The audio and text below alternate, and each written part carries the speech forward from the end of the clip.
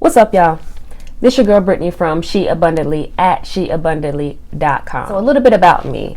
Outside of my science career, I have a heart passion for youth, specifically teen girls, young adult women. I write. I've been blogging for a number of years. I make YouTube videos. I teach youth now. The driving force of my teaching is to empower young women to know their self-worth and the power of sexual integrity. I didn't choose this for myself.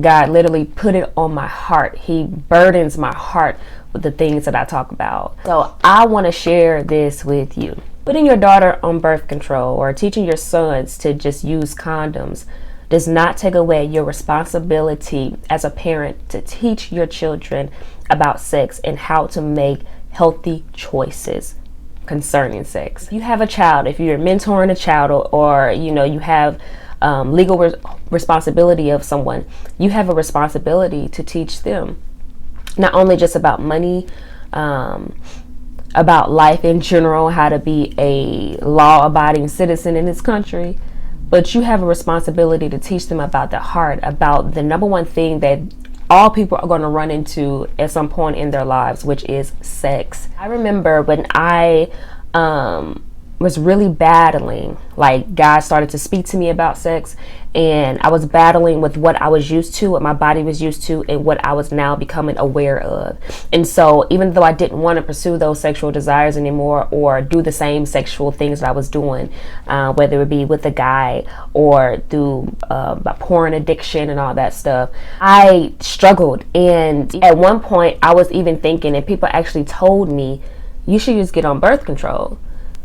Like, just save yourself, protect yourself right now, because I know you're going through this and ups and downs, and you don't want to end up in a situation with a guy and having a baby. I remember specifically God telling me, girl, don't you get on birth control. He told me that because it would be just a masking or a band-aid on a internal foundational problem that I had. Because I was ignorant, because I didn't understand sex, and because I didn't really know God and what he was saying about it. See, with any issue, with any problem, with any sin issue, you can't mask it. You can't just cover it up. You have to deal with it. You have to deal with the fact that you're living a lie with your body. You have to get to the root of why. Why are you okay with living a lie? Why don't you believe God's word when he says that sex is something for a committed relationship, that it literally is one of the most powerful things two human beings can do? It's something that you really don't take lightly, but we do. Why? You have to get to the root of that. And no matter how long you're on birth control, how many times you use a condom and it actually worked, the underlying issue is still there. The sin problem is still there. And so when I say, as an adult, as a parent, as an educator, whatever, like, you have a responsibility to pass on that knowledge to the generation coming up, to your very own children. And when you just put them on birth control, when you just tell them to use a condom, you're setting them up for moral failure. You're setting them up for spiritual failure, and you're not preparing them to stand before God one day. You're not preparing them to literally give account for their lives when they stand before a holy God who has given you charge to be a good steward over them. Because you got to remember this. They may be your baby now. They're a teenager now, and you're just thinking about them. I don't want them to, end up like I was. Or I don't want them to be in a situation like I was and struggling and all that stuff. But they're going to be an adult one day. They're going to grow and be in your position one day. And they're still not going to have the knowledge that they need. All they're going to know is, well, my mama put me on birth control. My daddy just told me to use condoms or whatever, and I'm just going to tell that to my kids. And so what you're doing is you're passing down a legacy of ignorance. You're passing down a legacy of disrespect, disregard for the holy things, disregard for the truths of God, which is the most important thing that a young person can develop or grab a hold of in their upbringing. Sure, you need to learn how to live life and actually function in this world, but the foundation of it all is God's truth, is his word. And when you don't have that, it don't matter if you can learn a skill as an adult it's still not on a solid foundation. And when anything is built on saying, on lies, that is not the truth of God, it's going to crumble anyway. Whether on this side or in heaven, it's going to crumble. So check it.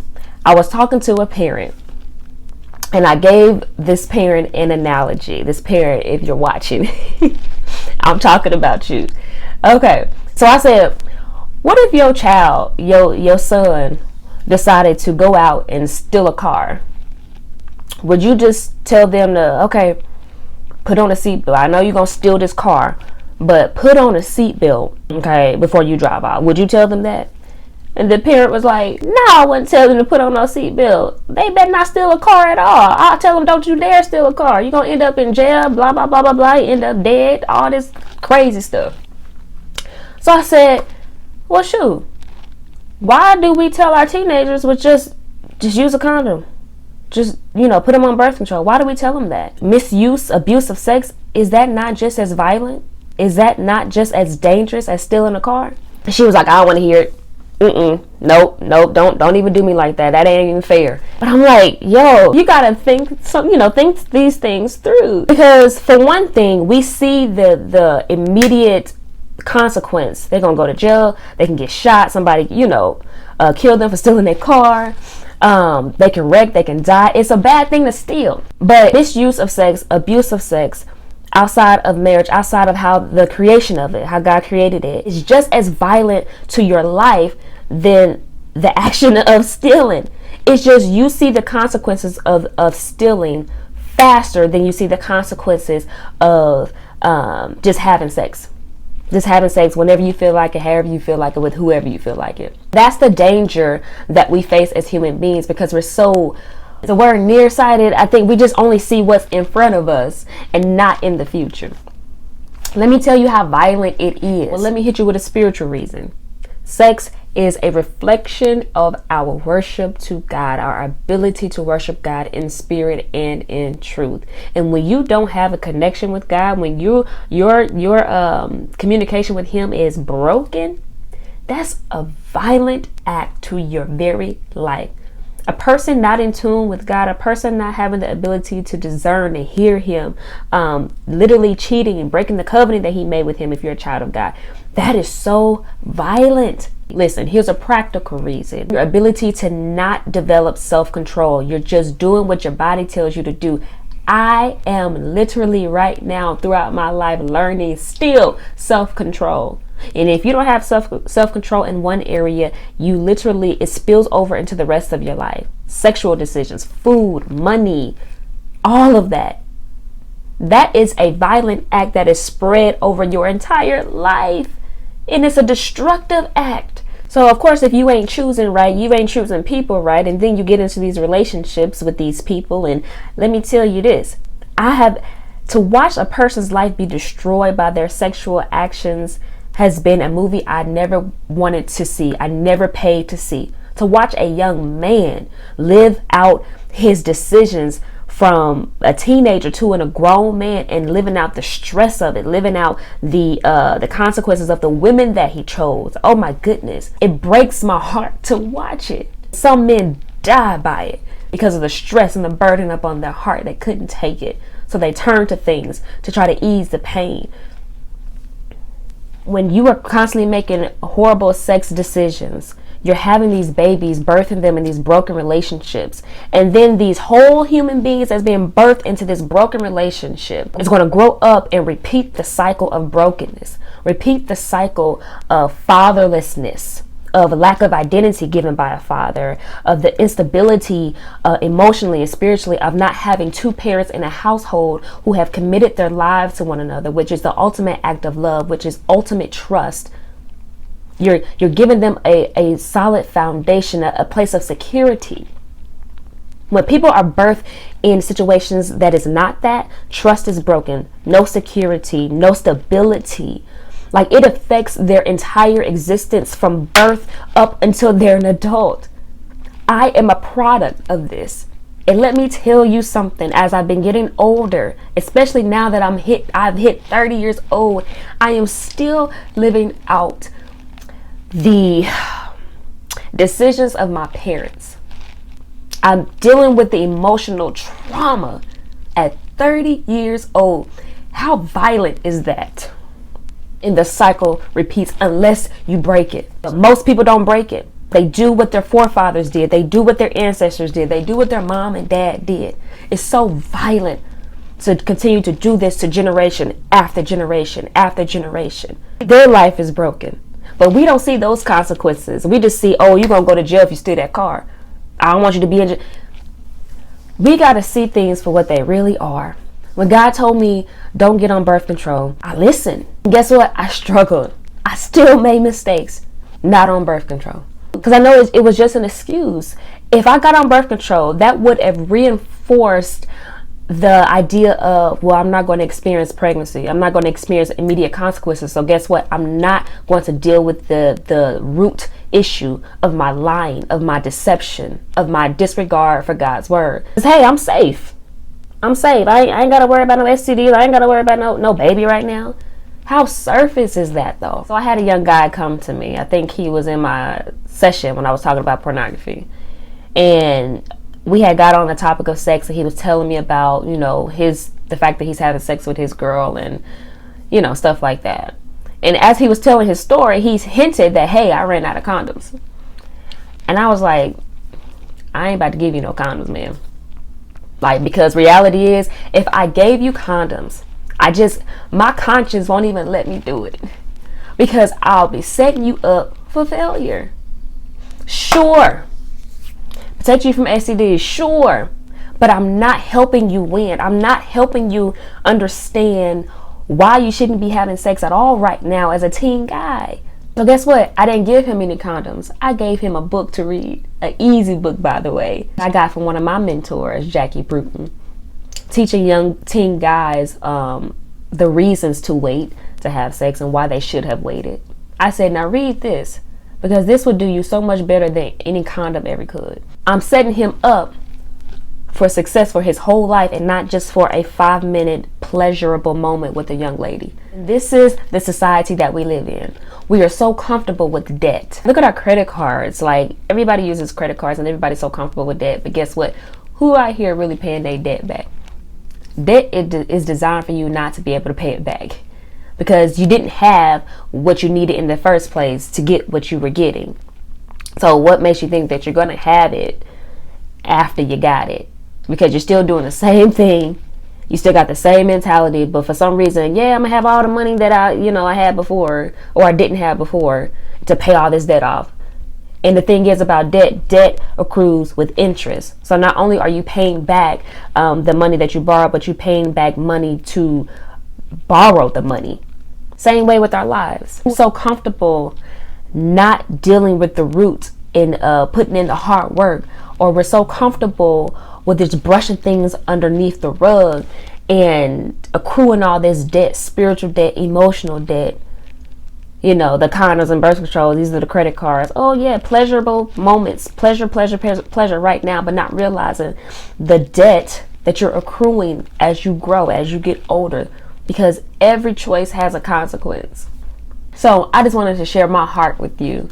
Some of the things that I think about, I talk about, and the reasoning why I didn't put myself on birth control. The reason why I would never encourage anybody to. I know, after hearing this, you're probably like, still, I don't care.